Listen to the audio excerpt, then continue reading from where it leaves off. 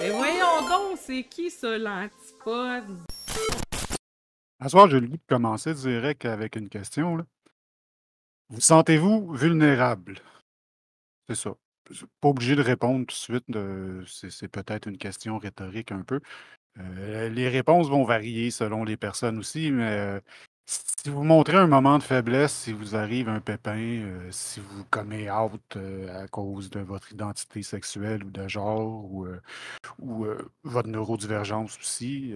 Si vous montrez un moment de faiblesse, si il vous passe un pépin, vous ne pouvez pas travailler ou n'importe quoi d'autre dans le genre, est-ce que la société, est-ce que les systèmes autour de vous, est-ce que les gens vont vous aider? Mamol, la question c'était est-ce que vous vous sentez vulnérable ou est-ce que vous avez peur d'être vulnérable en fait? C'est plus ça. S'il arrive, s'il arrive genre un moment de faiblesse dans un down, euh, est-ce que le monde autour de vous va vous aider, va vous supporter ou il va vous caler encore plus, va vous ostraciser, va essayer de vous faire disparaître, de vous invisibiliser? Les réponses vont varier d'une personne à l'autre. Ça dépend toujours de votre niveau de privilège, de votre place dans la hiérarchie actuelle. Euh, c'est ça. On demande souvent, en fait, c'est quoi la définition du fascisme? Puis je pense qu'une des définitions du fascisme, c'est ça, c'est un monde ou une communauté basée sur la force. Puis la réponse à ça, d'après moi, c'est une communauté basée sur la vulnérabilité, sur l'ouverture, la conscience, le respect vis-à-vis des vulnérabilités, parce que tout le monde est vulnérable. Les fascistes font seulement toujours semblant d'être forts, en fait. Écoute, je pense que tu as mis vraiment le doigt sur quelque chose. Tu sais, je sais pas si c'était ici ou si c'était quand on est passé au Manigance hier matin. Euh, une des manières dont l'Allemagne a défait la mentalité fasciste après la Deuxième Guerre mondiale, ils se sont demandé comment on va réformer notre système d'éducation pour que, tu sais, que ça fasse quelque chose, tu sais, à long terme, tu sais, pas juste, tu sais, dire, ah, bon, être nazi, c'est méchant, là, tu sais. Euh, Puis je lisais un article d'un Allemand qui mentionnait qu'une des pratiques qu'il y a eu, ça a été d'instaurer au sein de la société des pratiques anti-bullying de type tout le monde est vulnérable, donc comme tout le monde est vulnérable, tout le monde va se baquer les uns les autres au lieu de se balayer les uns les autres. Puis l'exemple qu'il donnait, c'est dans les bains publics, c'est, tu sais, il n'y a personne qui va, je vais dire, qui va venir t'interdire d'avoir une serviette autour de la taille, par exemple, tu sais, whatever. Mais ça sera pas bien vu de se cacher. Pourquoi? Parce que quand t'es nu, t'es vulnérable, tu sais. Fait que ça apprend Mhm. au monde que tu n'as pas à balayer quelqu'un parce que son corps est pas beau, ou est pas ci, ou est pas ça. Tu sais, ça apprend au monde qu'il y a des vieux, il y a des gros, il y a des minces, il y a des. Tu sais. Puis les gens qui veulent se cacher sont vus comme quelqu'un qui veulent. Des gens qui veulent justement cacher leur imperfection, entre guillemets, pour pouvoir balayer les autres. Puis ça, ce que ça fait, quand ça crée comme ambiance, c'est que s'il y en a un qui arrive, tu sais, quand tout le monde est tout nu, puis que le monde apprenne qu'il y a toutes sortes de corps, ben que quand il y en a un dans la gang qui se fait balayer parce qu'il est vieux, il est gros, il est ci et ça, ben c'est comme c'est lui que tout le monde va regarder croche, c'est sur lui que la pression sociale va se mettre soudainement, tu sais. Fait que ça crée tu sais, l'Allemand, il disait ça parce qu'il comparait ça avec les États-Unis, là, tu sais, puis il disait, tu sais, il dit, je suis quand même, tu sais, moi, je pense que, tu sais, ça devrait être un choix, là, tu sais, de se couvrir ou de pas se couvrir dans un bain public, puis tout ça. Mais il dit, il me semble qu'il y a quelque chose à apprendre de ça, tu sais. Il y a quelque Mhm. chose à apprendre de ce renforcement social-là. C'est une bonne analogie, en fait. C'est ça. Tu sais, les communautés nudistes, en fait, c'est bon pour, par exemple, le body positivity, là, c'est ça. Je pensais pas qu'on partirait sur cette discussion-là, mais ouais, Ouais, c'est non, ça. mais même au-delà de ça, ironiquement, dans le fond, c'est comme un micro-camp nudiste au sein de la société. C'est un moment, un contexte dans la Mhm. société auquel Mhm. c'est comme convenu que, tu sais, ça, cette activité-là, ça se fait nu, là, tu sais, c'est comme, puis t'as pas arrêt du monde, c'est comme ça que ça se fait, tu sais. Puis ça veut pas dire que tu vas te promener tout nu dans la rue comme un maillet, puis non. Mais tu vas pas sortir la Zwin devant les Ouais, c'est enfants. ça, puis des affaires de même, là. Exact. Ouais, ouais, c'est clair. C'est clair. Si vous voulez vous rappeler à quel point qu'on est vulnérable en tant qu'être humain, allez faire caca dans un trou dans le bois. Ouais. C'est l'expérience quintessentielle de la vulnérabilité. Après ça, ça vous revient pourquoi qu'on a appris assez tôt dans notre histoire à ne pas faire caca où ce qu'on mange. Puis, non, non, mais écoute, je veux dire, tu sais, il y a une expression qui dit se sentir tout nu. Tu sais, il y a du monde qui vont dire si je sais pas telle affaire, je me sens tout nu. Fait que, tu sais, dans la vraie vie, là, tu sais, le moyen Ça veut que. dire ça, je me sens vulnérable. C'est ça, c'est exactement, c'est ça que ça veut dire, tu sais. Puis ça veut dire, ben, c'est ça. Il y a toujours une inquiétude vis-à-vis d'être vulnérable, de qu'est-ce que, genre, le monde autour de nous va penser. Puis, S'il y a quelqu'un qui va en profiter, tu sais, qui va en exact. profiter Ben oui, puis, pour... puis le fait d'en profiter, c'est que ce qui va faire que quelqu'un en profitera pas, ça va être le social enforcement, ça sera pas le linge. Mhm. Ou ça sera pas les lois, ça sera pas les polices Exact. non plus. Ça va être le social enforcement. Ma molle qui dit belle analogie, on dit souvent qu'on se met à nu quand on parle de nos enjeux personnels, ou effectivement aussi. Bel exemple. Ouais, ça fait partie de notre pseudo-ligne éditoriale, en fait, qu'on avait établie. Comme depuis le début, il faut justement qu'on soit prêt à se montrer, à se mettre à nu et à se montrer vulnérable et à s'impliquer personnellement dans qu'est-ce qu'on dit puis qu'est-ce Oui, qu'on fait puis pour que ça ait l'effet et la portée qu'on veut que exact. ça aille. Puis je pense pas que ça se fait en disant tout le temps des choses ultra intelligentes. Ça se fait surtout en disant, ben, des fois, tu sais, ouais, là, cette fois-là, j'ai dit de la merde, puis ouais, puis cette fois-là, c'était, ouais, non, j'ai pas réfléchi, whatever.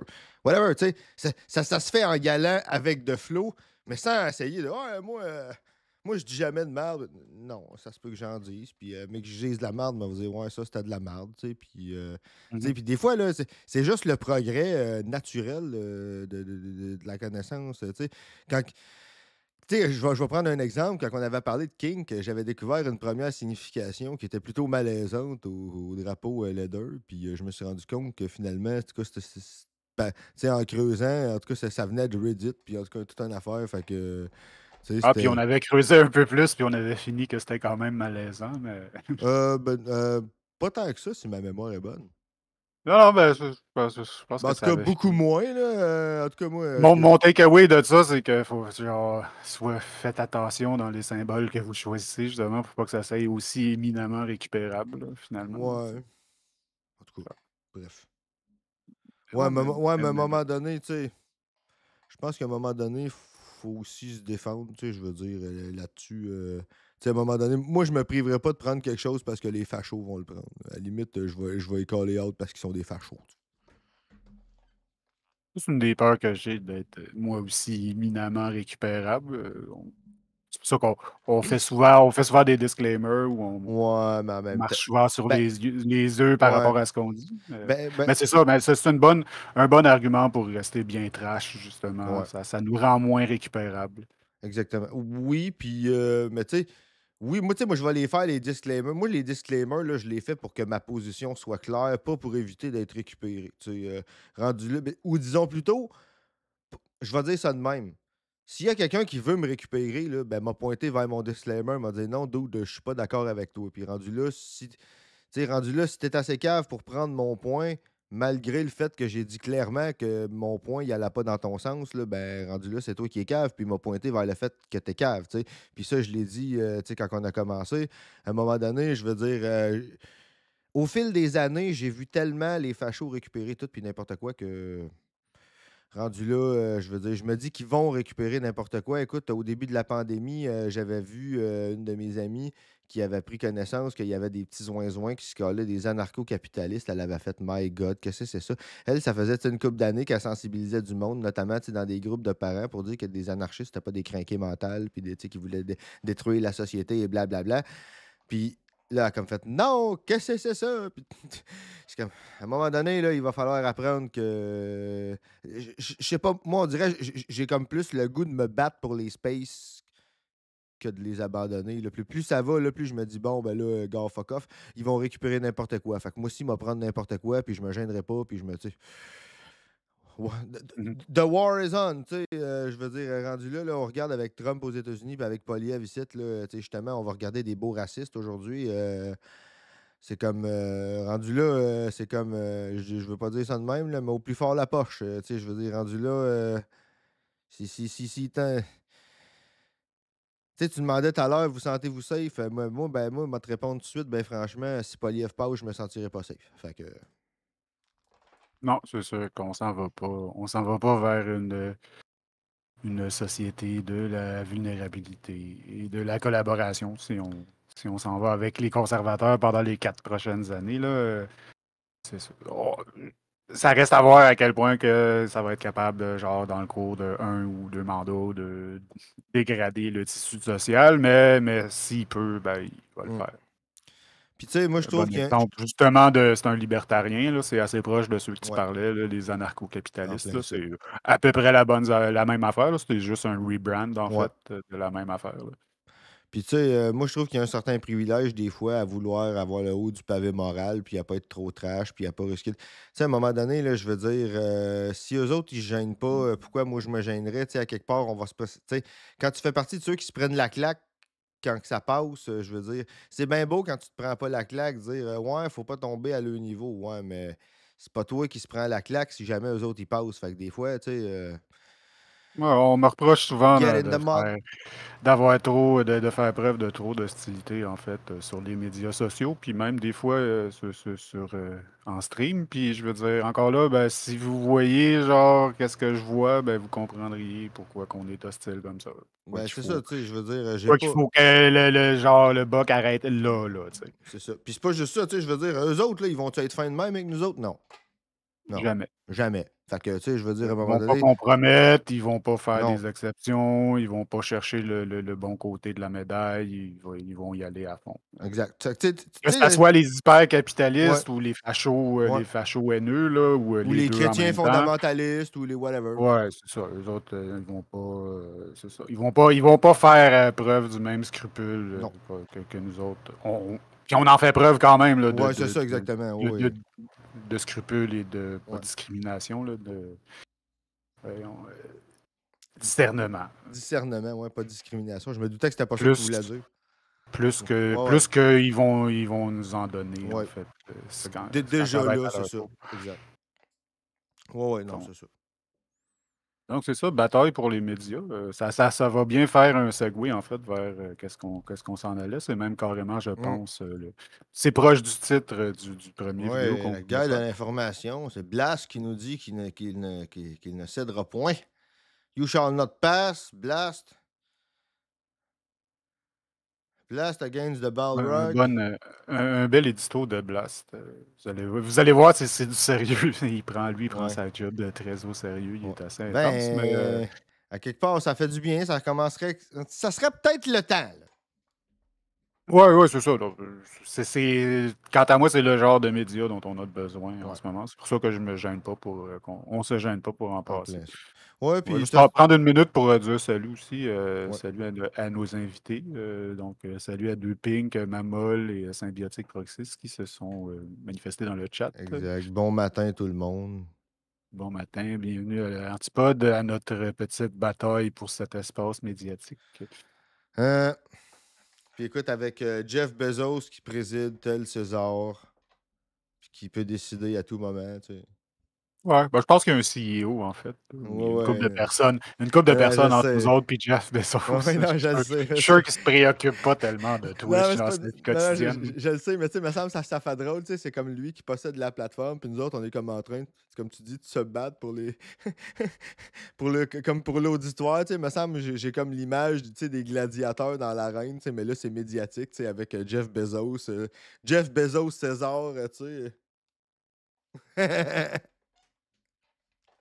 Ah, symbiotique Praxis qui va avec un bon exemple de Praxis symbiotique. En fait, il dit qu'il a été partagé Hey, notre Discord, merci beaucoup. notre chaîne dans un Ouais, petit Discord. Merci beaucoup. C'est exactement merci le genre énormément, de c'est ça, c'est de outreach l'avion. qu'on espère que vous allez faire si vous aimez qu'est-ce qu'on fait, de le montrer à d'autres personnes là, pour Merci beaucoup. agrandir la communauté. Exact. Fait qu'on va commencer ça. Blast qui ne cédera pas. Fait que, comme tu dis, c'est une petite vidéo qui va faire du bien, j'ai l'impression. Ouais, c'est rough quand même. OK. Bon, ben, on y va. Benito Mussolini a dit que les notions de citoyen et de soldat étaient inséparables. Dans le fascisme, c'est de cette osmose qu'il s'agit d'abord. Nous avons l'obligation d'aimer notre pays, notre patrie, notre famille. Le tout bien visible en bleu, blanc, rouge. De les défendre contre les envahisseurs, de préserver son sang et sa culture. Pour Bertolt Brecht, le fascisme n'est pas le contraire de la démocratie, mais son évolution par temps de crise.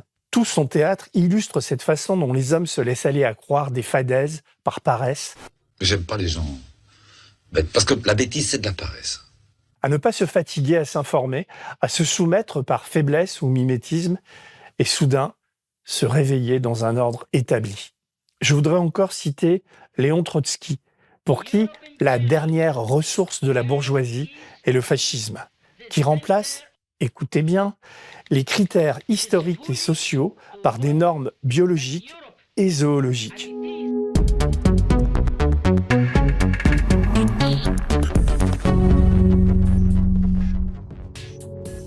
On perd peu à peu nos acquis pour en arriver à jeter sur les étrangers, les assistés ou les plus pauvres la responsabilité de la gabegie et de nos errances.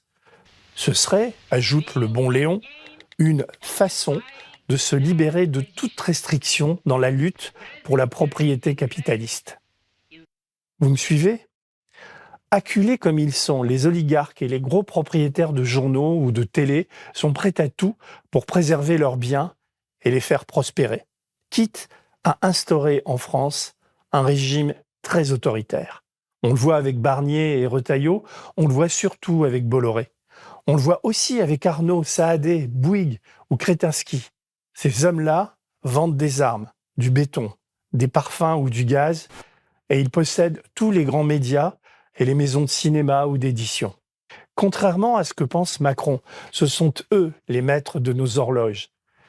Et ils ont besoin de journalistes, d'éditorialistes et d'hommes politiques à leur service pour nous amener où ils veulent. Ils savent très bien où ils vont. Et ils ont l'embarras du choix chez les politiques comme chez les petits soldats de la désinformation pour entreprendre ce travail d'intoxication des esprits.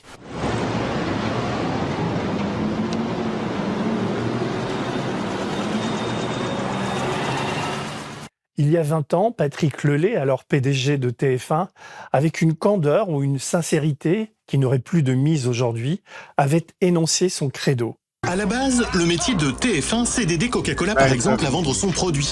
Or, pour qu'un message publicitaire soit perçu, il faut que le cerveau du téléspectateur soit disponible. Nos émissions ont pour vocation de le rendre disponible, c'est-à-dire de le divertir, de le détendre, pour le préparer entre deux messages. Ce que nous vendons à Coca-Cola, c'est du temps de cerveau humain disponible. Sa chaîne de télévision avait pour mission de capter l'attention des téléspectateurs pour la vendre aux annonceurs. Aujourd'hui, les marques ont toujours la main. Il suffit de voir Corporate, notre nouvelle émission, qui le décrypte. Mais les nouveaux oligarques ont tous, et c'est insolite. Petite parenthèse là-dessus. Vous savez que ceux qui nous suivent, vous savez que j'ai tendance à lire un petit peu beaucoup. Une nouvelle acquisition qui vient juste d'arriver, le management du fascisme à aujourd'hui, du nazisme à aujourd'hui.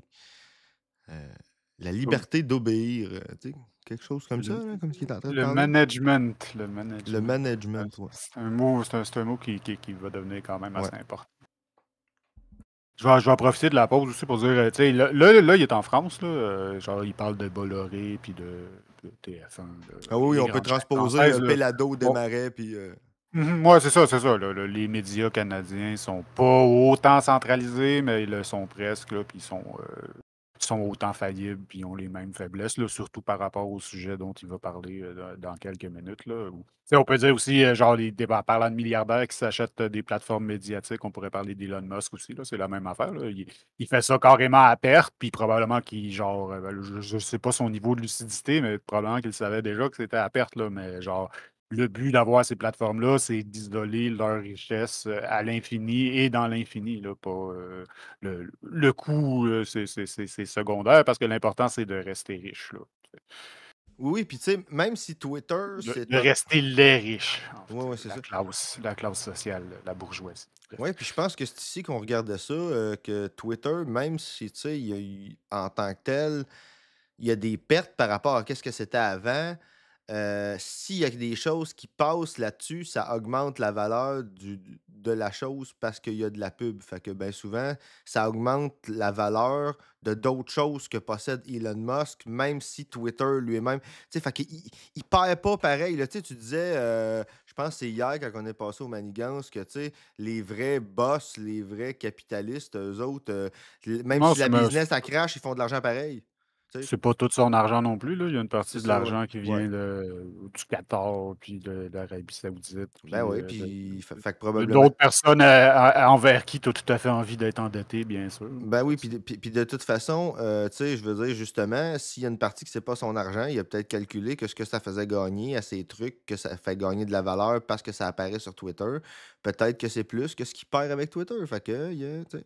Mhm. Ouais, puis je veux dire, ça lui permet aussi de genre faire du pump and dump sur des crypto-douteuses, puis genre augmenter la visibilité de ses propres patentes, puis de ses propres compagnies, puis genre, probablement qu'il retrouve, genre, il refait son argent quelque part dans sa tête, là, j'imagine, là, mais je veux dire, il ben, reste que la valuation est passée de 44 milliards à 9 milliards, là, pour ce que je- ça vaut. Ça ne dit pas grand-chose. ouais, je viens de me rappeler qui disait ça au niveau de, tu sais, que Twitter, c'était pas tant un mauvais coup, que c'était au contraire un coup de maître parce que ça faisait augmenter la valeur de d'autres choses. C'était Yaris Varoufakis quand il est passé à, Ouais, me ouais, semble, ouais. Blas, l'entrevue qu'on avait passée. Il était un peu trop généreux envers Elon Musk. Ben là, oui, mais mais quand même, je pense qu'il y a du vrai à quelque part. Là, je veux dire, c'est pas totalement faux que. mais Faut pas c'est voir ça comme. c'est son entrée dans la collecte de données aussi qui disait que c'était un coup de maître là, au travers de ses voitures, au travers de Twitter, au travers du AI. C'est ça, exactement. Pour devenir la prochaine étape de l'hypercapitalisme. Il y avait quand même de quoi d'intéressant dans cet argument-là. Ben, moi, je pense. Ouais, salut Keller, soit dit en passant. Ouais, salut, c'est ça, je m'en allais. C'est là que je m'en allais après. Salut Keller. Écoute, mais ouais, non, c'est ça. Mais moi, je pense que c'est ça. Tu sais, dans l'argument de Varoufakis, je pense que, tu sais, je dirais indépendamment d'à quel point on va dire que le coup d'Elon Musk est un coup de maître ou pas, il y a du vrai dans le fait qu'on a tendance à regarder l'achat de Twitter comme en silo, comme, tu sais, juste qu'est-ce que ça y a donné Twitter, mais c'est pas juste qu'est-ce que Twitter y a donné. Ça va plus loin que ça, c'est plus large, tu sais. Ouais, ben c'est sûr qu'il y a des arguments extra-monétaires là-dedans, quelque part, parce que Aussi. sinon.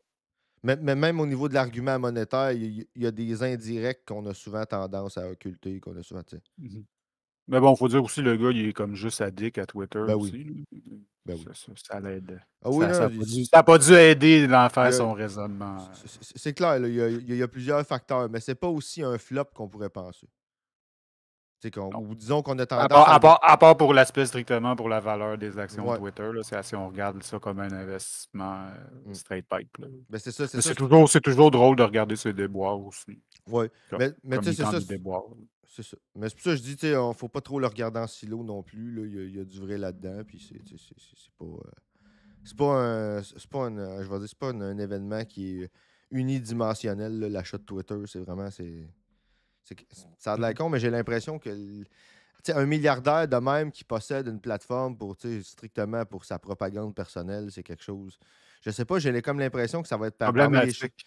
Oui, devrait pas. problématique, puis j'ai l'impression que ça va devenir de plus en plus le cas, malheureusement, dans le futur. Tu sais, ça va faire partie de notre paysage Regarde politique. ce qui se passe en ce moment avec Gaza, là, sans la complicité des médias. Est-ce que ça pourrait se passer comme ça? Genre, est-ce que ça serait tenable comme situation? Genre, Je sais pas, je pense pas. Fait qu'on peut déjà regarder l'effet que ça a très concrètement en ce moment. Solite, un dessin politique affiché.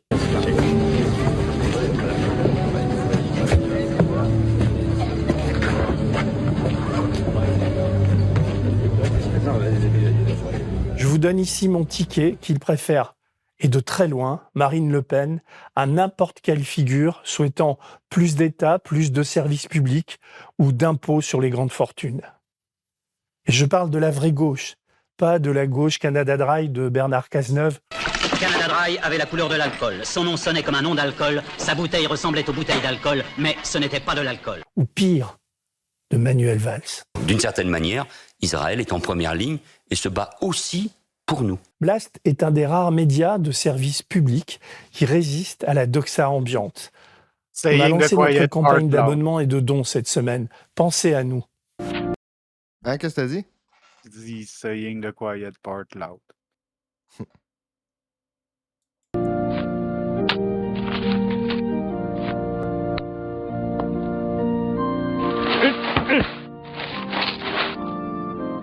Brecht a dit aussi « Qui ne connaît la vérité n'est qu'un imbécile. Qui la connaissant la nomme mensonge, celui-là est un criminel. » Voilà où je voulais en venir. La vérité, le mensonge, le sens des mots, le journalisme, les engrenages dans lesquels on se laisse prendre. Je me suis donné beaucoup de mal et fait preuve de pas mal d'érudition pour en arriver à cet instant. Je voudrais évoquer ici, dans cet édito d'automne, le cas assez dramatique, liberticide et in fine invraisemblable des programmes de CNews, tous les matins. En particulier une émission qui a pour nom Morandini Live. Vendredi 11 octobre 2024, Morandini Live numéro 1515 sur CNews. Tout ça pour ça, me direz-vous? Oui, absolument. Jean-Marc Morandini. Rien que de devoir énoncer son nom et son prénom, ça m'épate. Comment et pourquoi dépenser de l'énergie à évoquer cet histrion cathodique, ce bavard impénitent, ce pantin réactif, nerveux, plein de morgue et de certitude? Son cas est intéressant, car cet homme-là est le maillon faible d'une histoire qui parviendra peut-être, avec le temps, à ébranler l'édifice qu'il supporte et à faire trembler la main qui le nourrit. Passons vite sur sa condamnation en première instance pour harcèlement sexuel. Il a fait appel. Passons sur son obligation à suivre des soins thérapeutiques pour nous intéresser à son lien très particulier avec Vincent Bolloré, qui a confessé très tôt une dette envers Morandini. On sait qu'il lui doit ses premières bonnes audiences sur Direct 8, mais on a du mal à comprendre ce degré de fidélité. Intéressons-nous à ce que représente Morandini. Lui, ses affidés, ses invités, son émission quotidienne sur la chaîne poujadiste et affabulatrice du milliardaire catholique et réactionnaire de Concarneau. L'épisode que nous venons de vivre à Blast et qui va trouver son point culminant dans le Morandini Show du 11 octobre dernier, est en tout point remarquable. Tout commence le 7 octobre, un an après les massacres des civils et des soldats israéliens. Nous organisons avec nos amis d'Orient 21, à Blast, un faux direct avec une dizaine d'invités. Dans ce climat macartiste qui veut que dès qu'on recherche des causes à la haine et à la guerre, on soit taxé d'antisémite, l'objectif était d'analyser les dérives du paysage médiatique et politique français dans sa capacité à rendre compte de cette guerre à Gaza. Est-ce que vous condamnez les tueries des Israéliens à Gaza? Des civils. C'est-à-dire que c'est un peuple qui a... C'est-à-dire qu'en fait, Israël ne vise pas des civils qui contamine aujourd'hui tout le Moyen-Orient. Parmi nos invités, Michel Sibony, porte-parole de l'Union juive française pour la paix. Appel juif international contre le génocide à Gaza. Depuis plus de 10 mois, tous les jours à Gaza, des vieillards, des femmes, des enfants, des hommes sont sciemment visés et tués. UJFP, une association née en France, mais qui a des ramifications partout en Europe et dans le monde, et qui est très implantée aux États-Unis, a peu parlé. Mais chacune de ces paroles était pesée. Ça me donne froid dans le dos de regarder ce que je suis en train de voir, et je suis pas la seule, hein, je sais, sur le monde qui nous est réservé, si c'est valide comme outil de gestion de population ou de gestion du monde, le génocide. Un extrait d'une de ses interventions où elle met en cause la politique colonisatrice d'Israël est posté sur les réseaux sociaux le lendemain de l'émission. C'est à partir de cette intervention qu'une fake news et une polémique bidon vont être fabriquées de toutes pièces par une bande organisée de journalistes, d'éditorialistes et de partisans de la politique guerrière. Je viens de voir un beau mot, là. Islamo-gauchisme. Dans le temps, dans le temps du Troisième Reich, ça s'appelait le judéo-bolchevisme. Ring a bell? Mhm. Guerre de Benjamin il aime bien Netanyahou. mettre des tirets, c'est bon. Ouais. Je Faire vais des amalgames. répéter Des tirets puis des isms. C'est ça.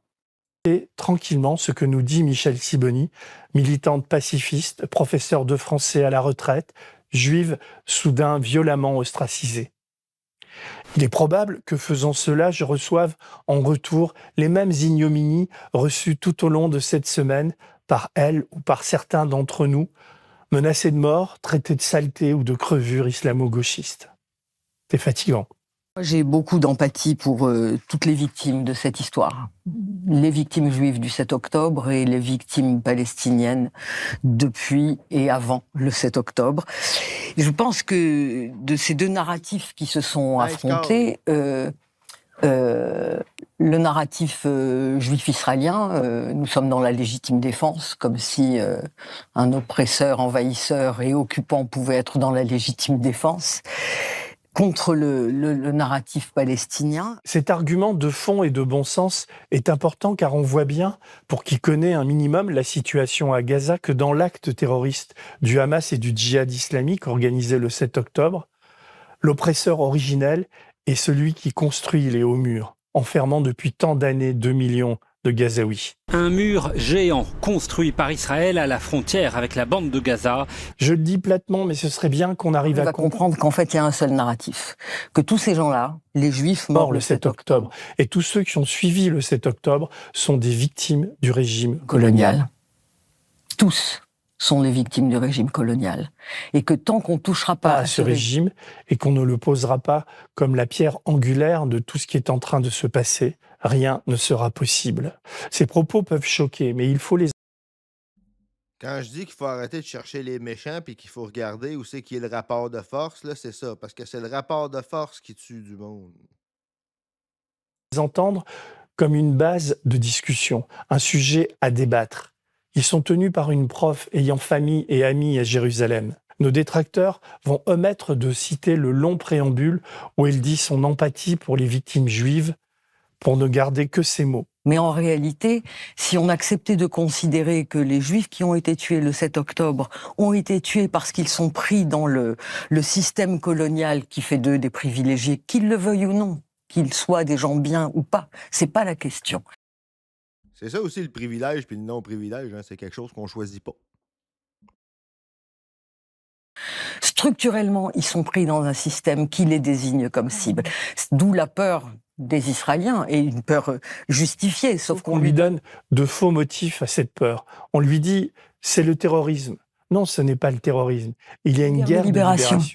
Le 7 octobre, c'est un des épisodes, et tout ce qui s'est passé depuis, parce que c'est pas le 7 octobre, c'est un des épisodes d'une guerre de... Oui, ça, moi, c'est quelque chose que je trouve dégueulasse. Là. Tout le monde parle comme si ça avait commencé là, comme si tout allait bien, là, comme si tout était, tu sais, là, allait pour le mieux dans le meilleur des mondes. Puis soudainement, un matin... Ouais, comme si ça se passait, genre, comme si le background c'était une carte postale, genre, ouais, comme ça. si la situation était paisible et immaculée, puis là, eux autres sont sortis de nulle part, puis genre, mais ça, c'est dans la tête. Un beau matin, là, le Hamas s'est levé, là, puis toutes les autres, là, tu sais, comment qu'elle disait, Dr Fatima, qu'il y avait eu de groupes, là, tu sais, que c'était pas juste le Hamas, là, que c'était une dizaine et plus de groupes, là, blablabla, Bref, tous ceux qui ont participé à cet attaque-là, comme si c'était levé un beau matin, comme tu dis, puis... Ils ont décidé de détester Israël pour absolument aucune raison. Puis genre, c'est ça. Mais ça, c'est parce que dans la tête des Occidentaux qui n'étaient pas en contact avec cette situation-là, pantoute, c'est de même qu'ils vivent ça. Genre, tout allait bien, puis un beau matin, ils se sont levés, puis mon Dieu, Israël, il se fait attaquer. Puis genre, ils étaient juste comme pas focal au courant de ce qui se passait. Fait que là, eux autres se font réveiller de leur torpeur et de leur tranquillitude par des atrocités complètement hors contexte. Puis là, ça les dérange. Là, eux autres ne savaient pas ce qui se passait avant. Ça ne veut pas dire qu'il se passait rien avant. Les libéraux occidentaux qui demandent un ceasefire, puis une solution à 2 États, puis la paix, juste la paix pour le sake d'avoir la paix sans rien changer dans la structure. Genre, c'est ça qu'ils veulent, c'est de retourner à leur quotidien sans avoir besoin de se préoccuper de cette situation-là au Moyen-Orient. Malgré le fait que nos vies sont entangled avec cette personne-là, c'est le mondialisme. On est en C'est genre 2024, on vit sur une planète. comme, Fin.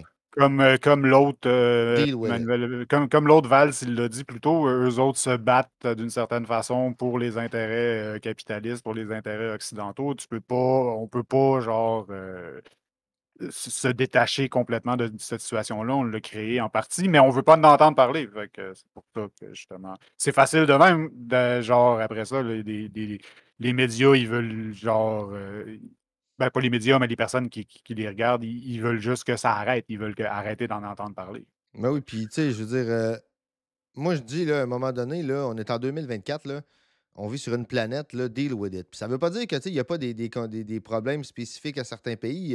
Non, exact. Il y a des problèmes spécifiques à certains pays. Mais c'est justement, quand il y a des problèmes spécifiques à certains pays, il faut arrêter de voir ça. Bon, c'est spécifique que là-bas, puis ça me concerne pas. Non, non, justement, tu vis sur une La planète. situation actuelle n'existerait pas C'est sans ça. il n'y aurait pas eu le support monétaire, militaire Tu sais, des empires occidentaux, des c'est ça. Britanniques, puis ensuite des Américains. Genre, même Exact. en ce moment, la campagne de terreur Mm. qui mène sur 7 pays en même temps, ben, sur 7 fronts en même temps, c'est pas tous des pays, mais genre, ils seraient pas capables d'opérer ça si c'était pas du support inconditionnel puis de la supériorité aérienne qui est afforded par les États-Unis, là, tu sais. Oui, puis, tu sais, je veux dire, aujourd'hui, le commerce international, puis tout ce qui se passe à l'international est assez développé pour dire qu'il n'y a plus rien qui se passe dans un vase clos, là. Le monde qui dit, ouais, t'es au Québec, ouais, t'es au Québec, mais Québec, Québec, c'est la planète, tu sais. C'est ça. C'est. Puis, tu sais, je veux dire, c'est de même dans plusieurs pays, là. J'avais déjà vu un meme, là, qui disait le monde pour les Américains, tu sais, puis t'avais une planète avec juste les États-Unis dessus. Eh bien, le bonsoir, le pogo. Bonsoir. Libération d'un peuple opprimé et colonisé. Ah oui, c'était ça que je voulais dire quand elle disait ça. Tu sais, tu disais justement, tu sais, les libéraux occidentaux qui veulent la paix à tout prix. Ben oui, tu sais, le retour au statu quo. Mais oui, puis tu sais, la paix, c'est l'instrument du privilégié et les opprimés, eux autres, ce qu'ils veulent, c'est la libération. Eux autres, ils s'en foutent que ça brasse. Là, tu sais, la question, c'est qu'est-ce qui va arriver? Ça va brasser pourquoi? Ça va brasser dans quelle direction? Qu'est-ce qui va arriver après que ça va brasser? Arrêter que ça brasse pour arrêter que ça brasse, ça n'a pas de valeur parce que c'est eux autres qui ont tout à perdre dans l'état qui était avant que ça brasse. Mhm. Je veux dire, le statu quo, pour eux autres, autant que pour nous, il dépend d'un cycle de violence qui va Exact. toujours revenir, qui va toujours se perpétuer, puis qui va toujours continuer en augmentant. C'est ça. Puis, tu sais, je veux dire, c'est dans un contexte de colonialisme nord-américain, mais tu sais, je lisais dans The Three-Way Fight que, tu sais, ce qu'on appelle le fascisme en Amérique du Nord, c'est principalement le colonialisme, un coup que ça s'applique aux Blancs. Tu sais, c'est quand que les conditions oppressives du colonialisme deviennent suffisamment communes puis étendues, tu sais, dans la société Mhm. pour soudainement s'appliquer aux Blancs. Mais dans la vraie vie, c'est les conditions sous lesquelles beaucoup de membres des Premières Nations vivent au jour le jour. Mais ça, c'est un classique, là. Ben oui. Le fascisme, c'est Le colonialisme comme l'impérialisme honte. ramené à la maison. Ouais, c'est ça. Je sais pas Exactement, si ouais. c'est genre Trotsky Ah, ou l'autre fatigant avec les lunettes. Là, même. ouais, d'autres fatigants de même que d'autres fatigants de même que le monde ne voudrait pas entendre. Hein. Écoute, j'écoutais un économiste qui s'appelle Michael Hudson, écoute, qui a travaillé à Wall Street. Tu sais, puis, je pense que c'est la seule personne au monde qui va me parler de Rockefeller puis que je ne trouverai pas conspi. Parce que quand il a travaillé à Wall Street, au Rockefeller, c'était son supérieur immédiat. Tu sais, fait que, mettons que c'est un petit peu plus crédible que Joe Ah l'Indigo, oui, oui, mettons. Là, mais on va... c'est la même chose, je veux dire. À moins que tu aies vraiment quelque chose de concret à C'est ça. apporter qui s'applique spécifiquement Exact. à eux, genre, là, ouais, si t'amènes les Rockefeller, c'est complotiste, puis si Exactement. t'amènes Puis, les Rothschild, c'est complotiste ouais, et antisémite. c'est ça, exactement. Puis lui, il avait. À moins que ça s'applique spécifiquement, là, parce que je veux dire, oui, je veux dire, il y a plusieurs générations de cette famille-là, ou les Exact. Rockefeller, ou genre, ouais, ils ont fait des affaires quand même assez monstrueuses, mais genre, si c'est pas de ça que tu me parles, genre, parle-en pas, parce que c'est ça.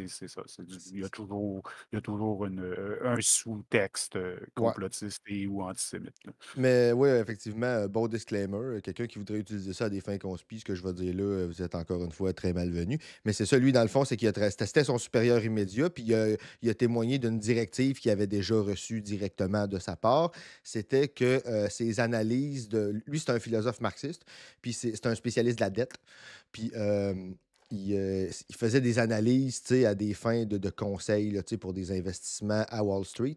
Puis il disait, il a fallu qu'il signe un engagement, là, comme quoi que les analyses qu'il donnerait, il donnerait, on va dire, entre guillemets, ses vraies analyses, puis tout ça, mais que les gens qui les recevraient seraient libres de publier ce qu'ils veulent. Il y aurait pas ils peuvent, s'ils veulent, ne rien publier de ce que lui a dit là, ou de totalement le changer. Il n'y a aucun droit sur ce qui va être publié versus ce qu'il a dit, puis ils sont dans aucune obligation de publier ce qu'il a dit exactement. Parce qu'ils se réservent le droit, eux autres, de dire ce qu'ils veulent. Là, pour évidemment, on se doute bien que ça doit être justifié par des trucs comme le secret industriel, depuis l'influence sur les actions, puis tout ça, mais on voit la patente. Lui, il disait que c'est épouvantable. Il dit, tu arrives à Wall Street, puis tu te rends compte que tous tes collègues économistes qui sont comptables pour les différentes firmes d'investissement, puis tout ça, c'est tous des marxistes. Il dit, ça prend des marxistes pour faire marcher la patente. Parce que les économistes capitalistes, là, ils se font tellement des lubies par rapport à ce que c'est l'économie qu'ils ne comprennent rien en termes pratiques. Là, ça prend ceux qui font... l'économiste qui est genre de droite, c'est pas un économiste. Là. Il ment. C'est un propagandiste, pas pareil. C'est un propagandiste. Tant qu'on n'accepte pas ça, on est dans une forme de barbarie, qui est un narratif qui écrase l'autre et un peuple qui en écrase un autre. Michel Sibony, à l'instar de nombreux juifs pacifistes et de Palestiniens ou d'observateurs non impliqués dans le conflit, a-t-elle le droit de s'exprimer ainsi, de rappeler ce qui est d'une telle évidence quand on considère la Cisjordanie? Israël mène une politique colonialiste, exproprie les Palestiniens, se moque du droit international et écrase toute velléité émancipatrice du peuple palestinien. L'extrait va être sorti de son contexte et balancé sur X par un certain Harry Kutz avec ce commentaire « Quelle horreur !» Il est repris par Caroline Fourest, qui fustige la monstruosité froide d'une certaine pensée décoloniale, qui... C'est malade, ça, comme call! Quelle horreur! Puis tu laisses ton interlocuteur décider c'est quoi l'horreur. Ah ouais? Tout le monde, même ceux qui sont contre toi, ils vont repartager ta shit. Si tu veux un indice, genre, ils ont tous des crochets bleus à côté de leur nom. C'est un network, là. C'est une espèce de genre hive mind à transformer tout en poubelle puis en haine, là, X, là, à cette heure. Là. Ça pogne dans les engrenages de ça, puis genre, ça se fait tout seul. Là. Ouais, c'est rendu pire que Reddit. À cette heure, avec des bots, ça se fait carrément tout seul. Ouais, c'est ça, exact. Même à ça, le monde va le faire volontairement. Genre, c'est du labeur gratuit fourni volontairement juste pour la haine. Enferme les êtres dans des systèmes pour mieux justifier leur mise à mort. Elle ajoute que, bien sûr, c'est sur Blast et c'est à vomir. Juste avant, ses deux copines avaient lancé les hostilités. D'abord, la rédactrice en chef du Point, Géraldine Vosner, ça a l'air d'une personne genre, qui fait du pseudo-gauchisme, là, parce que genre elle dit une certaine pensée décoloniale. Non, écoute, là, c'est juste ça. Il y a une pensée décoloniale, puis c'est ça. Là. Ouais, tu peux pas être décolonial, puis genre être pour le sionisme. Là. C'est ça, là, t'es pas dans la bonne. T'as pas le droit d'utiliser ce mot-là. Là. C'est pas une certaine pensée décoloniale, c'est ça la pensée décoloniale. Là. Genre, tu veux décoloniser ou pas? Exact. C'est ça. De la propagande antisémite, puis Emmanuel Ducrot, journaliste à l'Opinion, qui ajoute que notre antisémitisme est décomplexé. Un article du journal du dimanche, propriété de Bolloré, intitulé « Guerre de libération d'un peuple opprimé, quand Blast souffle la haine des Juifs en plein 7 octobre », vient parachever l'entreprise de démolition et de manipulation. Michel Sibony est juive. Elle explique, comme d'autres en d'autres temps et d'autres lieux, et aujourd'hui comme des milliers d'Israéliens, de chercheurs, d'historiens, de journalistes de par le monde, d'hommes politiques, de pacifistes, qu'on ne peut pas comprendre la révolte sanguinaire, ultra-violente et terroriste du 7 octobre si on ne l'inscrit pas dans un contexte général, dans le contexte d'une guerre coloniale menée par Israël contre les Palestiniens. Et cette guerre s'est accélérée sous le gouvernement d'extrême droite de Netanyahou. Où est la justification des crimes Où diable se cache la plus petite once d'antisémitisme là-dedans? Nulle part. Le propos est réfléchi, rationnel, aucunement scandaleux. Même si, bien sûr, il peut heurter, bousculer, parce qu'il pousse à aller plus loin dans l'analyse. Mais il ne mérite ni invective, ni violence, ni injure. La réaction de la meute est emblématique de cette époque et de cette hégémonie médiatique où la France est comme une tête de gondole en matière de censure. Je viens de faire un long entretien avec l'historien italo-américain Enzo Traverso de l'université de Cornell. L'étonnement vient du fait que ce mot n'apparaît jamais dans les grands médias, dans les grandes chaînes d'information, dans la presse, lorsqu'il s'agit de parler de cette guerre. Je vous invite à l'écouter. Il ne dit pas autre chose et se lamente de voir la France sombrer corps et âme dans un obscurantisme où toute parole dissonante est marginalisée et diabolisée dans une grande cacophonie médiatique. J'ai annoncé porter plainte au nom de Blast contre ceux qui nous traitent d'antisémites. On va le faire car cette guerre des mots est essentielle. Mais là aussi, on a besoin de votre soutien, car si les attaques sont violentes, les procédures sont onéreuses.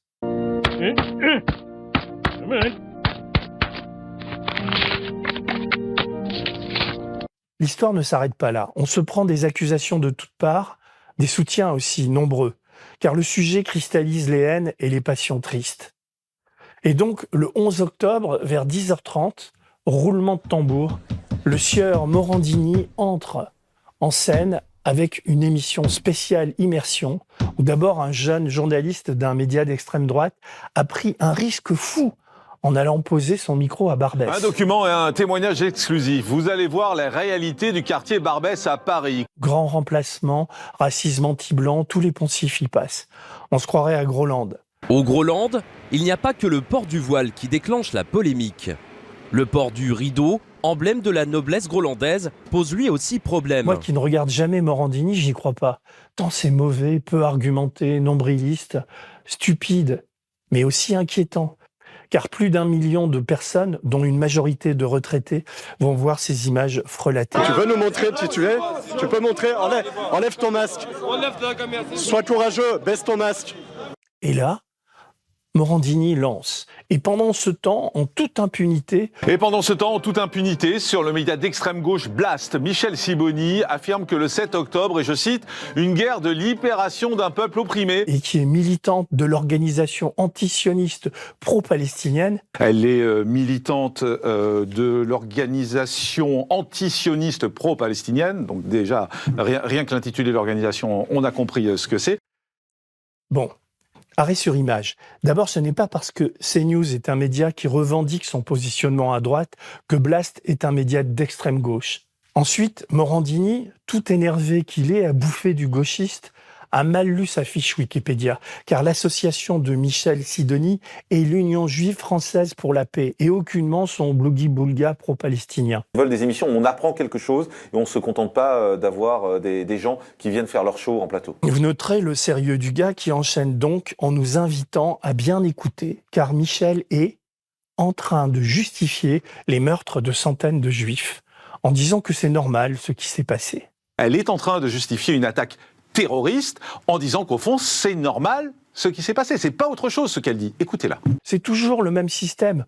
On renverse les choses. On renverse les choses, mais... Philosophe, l'animateur. Il donne alors la parole à une invitée qui se tient sagement droite sur sa chaise et lâche. C'est la justification en fait d'un massacre. C'est la justification en fait d'un massacre. Okay. Donc la légitimation du pogrom du 7 octobre, ce qui constitue clairement pour moi, à mon sens, une apologie du terrorisme. Là, j'avoue humblement, je m'y attendais pas. Une apologie du terrorisme? Un pogrom? Ben voyons. Mais le délire se poursuit. Je pense aussi, dit le puissance Morandini. Après, c'est à la justice de faire son travail, modère quand même maître Muriel Waknin-Meki, présidente de l'Organisation juive européenne. C'est ce qu'indique le synthé sous la dame aux lunettes. Vous allez déposer plainte? Évidemment, et il y a déjà une plainte qui est déposée, si je ne veux pas trop m'avancer, mais il me semble bien qu'il y a une En tout plainte cas, qui si elle n'a pas été déposée, elle le sera. Elle va l'être. Vous allez déposer plainte, insiste l'œil luisant, la lippe humide, Morandini. Elle va l'être. Après, c'est à la justice de venir rappeler la règle de droit. Jette la dame, passablement énervée, qui insiste. C'est à la justice de rappeler les règles de droit. Tant que nous n'aurons pas suffisamment de décisions rapides et fermes sur ce que l'on considère aujourd'hui en droit français comme des apologies du terrorisme, tant qu'on ne dira pas qu'on n'a pas le droit de tenir ce type de propos, on aura ce type de personnage. Et là, on est clairement dans une apologie du terrorisme. Les deux spécialistes du droit que sont Morandini et La l'avocat liberté dans d'expression, l'association revendique 55 avocats. Ah oui, non, mais écoute, moi j'ai l'air bien zen, là, mais je les écoute puis je me dis business as usual, parce que l'extrême droite, c'est toujours ça, c'est la liberté c'est leur liberté d'expression, c'est jamais celle des autres.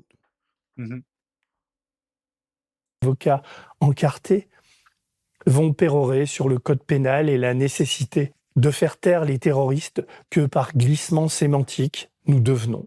En cherchant un peu, on découvre assez vite que son association a pour mission en France de promouvoir la politique de Netanyahou et du gouvernement israélien qui voit les Palestiniens comme des animaux humains. On est à 5 ans d'emprisonnement pour ce délit-là. Selon elle, nous méritons au minimum 5 ans de prison. Rien que ça. Surtout que Morandini voit une autre raison de nous enfermer. Elle peut même justifier et donner des idées à certains en disant puisque c'est justifié, bah, moi aussi je vais passer à l'action.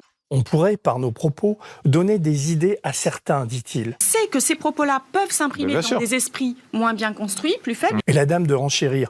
Le législateur sait que ces propos peuvent s'imprimer dans les esprits moins bien construits, plus faibles, et qui pensent qu'on a le droit de commettre des actes de terreur parce qu'ils sont légitimés comme des actes de résistance. On regarde effaré leur cheminement quand le petit journaliste à moustache, vous savez, le préado infiltré qui a risqué sa life à Barbès. On vole des émissions, on apprend quelque chose et on ne se contente pas d'avoir des gens qui viennent faire leur show en plateau.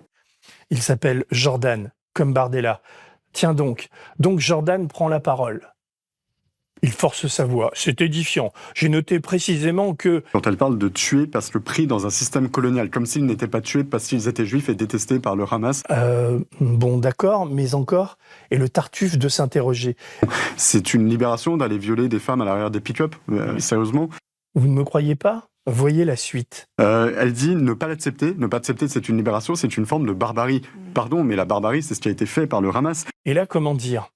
On assiste en direct à un très incroyable triple saut périlleux arrière du sieur Morandini qui lâche soudain. Vous vous rendez compte que Blast, ils sont en train d'expliquer que c'est eux, en fait, qui sont droits, c'est eux qui sont clean, c'est eux qui disent la vérité. Ensuite, la petite équipe s'en prend à Salomé Saké, à Rima Hassan, et à un vieux reportage de Blast où nous avions pris un flic dans une manifestation en flagrant délit d'exhibition de son arme et qu'il déforme, comme d'ailleurs à l'époque.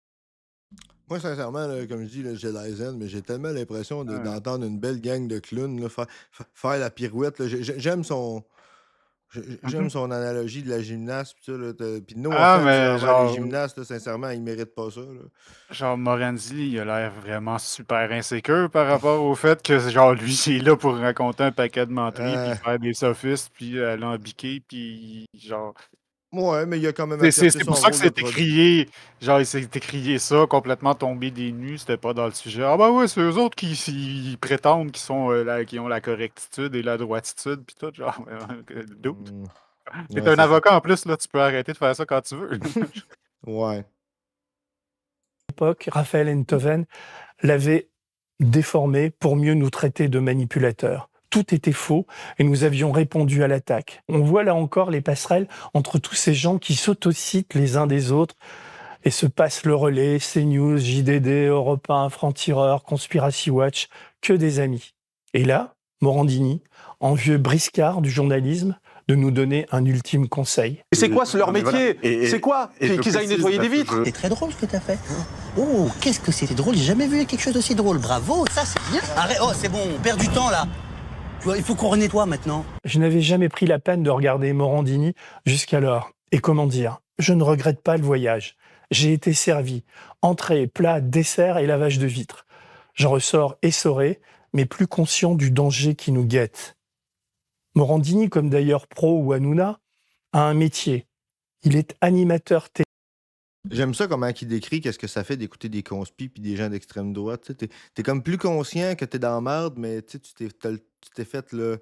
Je sais pas comment dire ça. Tu sais, les mixettes là, avec la lame là, que j'ai entendu quelqu'un appeler ça une girafe. T'sais. J'ai l'impression que quelqu'un a découpé mon crâne des fois, là, qui a ouvert ça, qui a passé ça dedans, puis qui a refermé le truc. T'sais. Ouais, ça me fait ça quand j'écoute des gens, comme, je sais pas, moi, Alexandre Cormier-Denis. Je l'écoute plus souvent maintenant. L'effet de la sauce. L'effet de la sauce. L'effet de la sauce. J'aime ça. Télé et petits soldats de Bolloré. Nous avons une profession. C'est très différent. Nous sommes journalistes.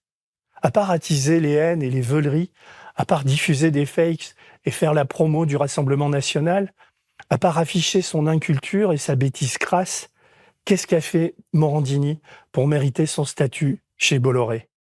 Où a-t-il fait preuve de journalisme? Comment ce triste cire peut-il nous conseiller de laver des vitres, lui qui sent l'Airwick à plein nez? Morandini, putain. Lui et sa bande de pic-roquets. Pic-roquets, ça vient de chez Rabelais. Je cite Rabelais. À cul de foirard, toujours abonde merde. Lui et sa bande de pic-roquets qui chaque jour ensemencent les cerveaux paresseux devraient faire des excuses les plus plates aux laveurs de vitres. Pardon. J'ai dû écrire un bon millier d'articles à Libération, des dizaines de livres, réaliser autant de documentaires.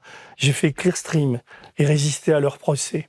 Et on a fait Blast, qui n'est pas un média d'extrême gauche, mais un journal sérieux qui se décline en site et en web TV. Nous sommes soutenus par des dizaines de milliers de gens sensibles, intelligents, que Bolloré insulte tous les jours.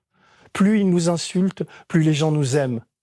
Une vingtaine de journalistes bossent à Blast pour informer librement le plus grand nombre, ou plutôt les contre-informer, vu les fake news que ces gens-là sortent tous les jours pour nous intoxiquer et nous amener tout droit vers un régime autoritaire. Ils nous salissent. Chaque mot qui sort de leur bouche, de leur cloaque de poule, comme dirait mon ami Lefred, est une injure à l'intelligence. Plus dangereuse que toutes les épidémies, plus contagieuse aussi que toutes les infections, mais elle est rarement évoquée et encore moins prise au sérieux. Cette réalité, ce sont les forces du mal. Nous nous intéressons aux faits, nous analysons les situations avec rationalité. C'est ce qui nous permet d'affirmer, à l'instar de centaines de sociologues, d'historiens, pour beaucoup Israéliens, que le conflit qui s'étend aujourd'hui de Gaza au Liban est avant tout une guerre coloniale. Les émissions de CNews ressemblent de plus en plus à une immersion dans un asile pour gens très nerveux qui parlent vite et réfléchissent très peu. Suivre du matin au soir leur talk show, c'est comme voyager au bout de la nuit. On en sort éreinté, stressé, irritable, jamais heureux. Vous pensez que vous allez le refaire, le train de nuit ? Oui, mais avec les couchages, ça serait mieux. Même carrément déprimé quand il nous reste 2 ou 3 neurones. Car c'est avant tout une entreprise qui s'en prend à notre cerveau et à notre intelligence. Comme ils ont un grand patron très religieux, je vais filer la métaphore biblique pour finir. Et je remercie mon pote Jean-François Diana de m'avoir soufflé cette idée. Dans les temples et les cathédrales, il y a toujours des marchands qui nous vendent des horreurs en plâtre en faisant croire que ce sont des originaux. 20 shekels. Right. What? They what? Wait a minute. Well, we're supposed to haggle. Ils crient fort, ils sont nombreux. Les badauds, les esprits faibles et les gogos se font avoir. Ce pourrait être rigolo et sans conséquence, ça ne l'est pas. On vit une période en tout point dangereuse et glissante. Jean-Marc Morandini est la figure de proue de cette dérive et de ce délire. Souvenez-vous, qui ne connaît la vérité n'est qu'un imbécile, mais qui la connaissant la nomme mensonge, celui-là est un criminel. Je ne suis pas sûr que Jean-Marc Morandini comprenne ce qui se joue. Son cas est désespéré. C'est derrière nous. Et j'ai eu un ordre de commencer à enlever 2 maisons qui on avait le permis et tout ça. Et puis en fin de journée, je me suis rendu compte par mon patron que j'avais démoli la mauvaise, quoi. C'était mon édito de rentrée, en pleine campagne de dons et d'abonnements. Si vous aimez ce qu'on fait et ce qu'on raconte, si vous aimez nous voir résister face à toute cette connerie, merci de vous abonner et de faire des dons. Vu l'adversité, on en a besoin. À vrai dire, on n'en a jamais eu autant besoin. Je voulais le faire court et concis, cet édito, mais comment dire ? Je vous quitte donc avec cette séquence en direct live de la maison CNews, où Christine Kelly, l'ex-faire-valoir de Zemmour, fêtait ses 5 ans. C'est un peu le pendant de Morandini au féminin. Elle est la première animatrice biblique et habitée du PAF. Habitée par un esprit frappeur. Toc, toc, toc. Qui est là? Je n'oublie rien. Vous êtes des résistants, vous qui nous regardez tous les soirs, des résistants de la liberté d'expression. Ça, c'est des médias officiels. C'est pas des trucs construits Internet. J'ai pensé, en voyant cette séquence, aux vrais résistants et à Joseph Kessel, qui a écrit ces paroles de résistance aux nazis et qui doit assurément se retourner dans ce qui lui reste de tombe. Allez, salut et abonnez-vous. Nous on marche et nous on tue, nous on crève. Ici chacun sait ce qu'il veut, ce qu'il fait quand il passe. Hey, non, mais sérieux, là, la finale, là, l'autre, là, c'est comme... ok. Ça, c'est ton média officiel, là, c'est ton TVA nouvelle, là, même si c'est privé ou whatever quoi, là. C'est la même chaîne sur qui il y a quelqu'un plus tôt qui disait qu'il devrait se prendre 5 ans pour avoir juste parlé d'empathie, puis de genre, humanité, puis d'appeler un chat, là, tu sais. C'est ça. Je me revenais sur une des affaires que tu as dit, là. Genre, ça fait du bien de voir quelqu'un qui se tient debout, justement. Ça, c'est une des raisons pour lesquelles que je voulais faire ça, parce que moi, dans mon propre parcours, quand j'ai trouvé des personnes qui faisaient juste dire les affaires, genre, comme plein de lits, assumément, sans s'excuser, sans faire les euphémismes. Genre, moi, ça me fait en dehors du fait que ça l'aide, ça m'a aidé à apprendre puis à débloquer, genre, sur mon parcours politique. Ça fait juste du bien, là. Ça fait juste, genre, c'est rassurant d'une certaine façon de se dire qu'on n'est pas tout seul. Puis, genre, tu vois, on peut dire, ah, c'est juste du biais de confirmation. Ben, tant pis, si c'est ça, là. Je me suis dit que si je pouvais apporter ce genre de sentiment-là, de genre, ah, regarde, tu sais, je suis pas fou, je suis pas tout seul à penser ça, ben, ça va avoir servi à quelque chose. Oui, puis tu sais, je veux dire, ce qu'on appelle le biais de confirmation, c'est quelque chose qu'il faut qu'on tienne compte, puis il faut qu'on ait le recul puis l'humilité par rapport à soi-même. Tu sais, je veux dire, à défaut d'une meilleure expression, je vais utiliser l'expression orwellienne de ça, mais tu sais, le new speech, tu sais, les concepts opérationnels, tu sais, la tendance à édulcorer le langage médiatique et politique de notre société, tu sais, je veux dire, ça reste une réalité, puis ça reste que, tu sais, je veux dire, il y a des choses qui sont bonnes pour le moral, pour de vrai, tu sais, on va dire ça de même, là, puis c'est correct comme ça, tu sais. Je veux dire, les deux peuvent cohabiter, puis il peut y avoir un peu de, tu sais, comme je disais tantôt, là, l'important, c'est que quand tu arrives, puis tu te rends compte que tu as dit de la merde, ben, tu te dis, ben, cette fois-là, c'était de la merde, je me suis trompé, puis, tu sais, progresse, là, avance, tu sais. Genre, moi, quand je regarde les médias, genre, les médias de droite français, ben, c'est-à-dire tous les médias français, là, on se mentira pas, là, genre, ça a l'air carrément absurde, là, ça a l'air sorti d'une autre dimension, c'est dur à croire que le monde y croit, à quel point que, genre, ça botche, puis c'est pas crédible, puis tout le kit, mais je pense que si t'enlèves la lorgnette de familiarité, genre, qu'on a avec les médias, parce qu'on est habitué de les voir, genre, je pense que probablement que nos médias, à nous autres aussi, vus de l'extérieur, auraient l'air autant détachés de la réalité, puis tout le kit, mais ils disent toute la même affaire. Ils racontent toute la même histoire, par exemple. C'est ça qui est intéressant, parce que si tu es capable de... Je m'en allais dire quand tu as dit, tu sais, tous les médias français, tu sais, on a l'impression qu'ils sont déconnectés, puis tu disais tous les médias de droite français, c'est-à-dire tous les médias français. J'aurais eu le goût de te dire, ben, tous les médias de droite québécois, c'est tous les médias québécois, tu sais. À part peut-être Pivot qui est pas nécessairement à gauche, mais tu sais, qui est pas complètement à sauce, on va dire ça de même. Ouais, mais tu sais, c'est une publication. C'est quoi le tirage de Pivot? C'est ça, exactement. pas sûr si c'est juste sur Internet, c'est juste de l'écrit, ça n'a pas genre vraiment le reach, là, tu sais. Mais c'est comme nous autres aussi, là, on peut dire on est un média puis on n'est pas de droite, mais c'est ça. Ouais, non, c'est ça. On est un On média. n'est pas haut. On n'est pas haut dans le food chain. Là, ouais, c'est ça. pas, ouais. pas encore, là, tu sais. Pas encore. T'as de l'ambition? Ah, ben, ouais, c'est correct, c'est bien d'avoir de l'ambition. Écoute, hashtag tout le monde est un média. Je pense qu'après la chute de la civilisation, il va rester juste nous autres, puis là, on va être les meilleurs. Ah, ça c'est toujours la solution. Attendre la fin du monde, puis attendre que tes ennemis meurent d'eux-mêmes, puis les outliver. Mais tu sais, généralement, ça l'aide d'avoir une espérance de vie extrêmement élevée pour ça. T'sais, de ce que j'ai su, là, la seule espèce que j'ai entendu parler qui faisait ça, c'était les Hutt dans Star Wars. Ils restent assis sur le gros bang, puis comme la plupart des espèces de la galaxie ont tendance à avoir une espérance de vie moins longue qu'eux autres, quand il y a quelqu'un qui est trop bothersome, ils attendent qu'il meure. Ça finit là. Fait que si jamais un jour vous trouvez comment devenir Jabba the Hutt, vous saurez comment outliver. Follower, merci beaucoup. On a encore pas pensé à checker comment faire pour les voir, mais... éventuellement, on va checker ça. Normalement, on pourrait savoir c'est de qui choisit, mais merci à qui de droit. Merci beaucoup, ouais.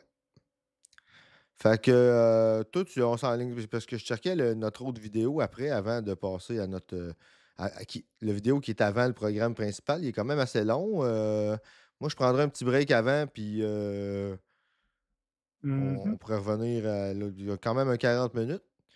Ouais, ça risque de prendre un bout, surtout si on diverge. Là. Ouais, ça serait bon pour un break. J'ai peut-être pas besoin de. Ouais, moi, pour un 40 minutes, mettons, j'ai besoin d'un refill de café. Là. Il me reste pas de café pour 40 minutes. Ouais, OK. Bon, ben, je vais faire la même chose. On va prendre un petit break, 2 tonnes, 10 minutes. Puis ouais, à peu près. Ouais, même que, tu sais, j'ai même une tonne qui est relativement longue de 8 minutes. Ça risque de faire bien la job. Fait que, on va y aller pour ça. Fait que... On vous revient dans pas long, allez faire un refill de drink. On a un beau vidéo sur comment on ne peut pas avoir de capitalisme sans racisme. T'sais. On peut s'aveugler au fait qu'il y a du racisme à l'intérieur, mais on ne peut pas y échapper. Fait que, on vous revient dans à peu près 8 minutes.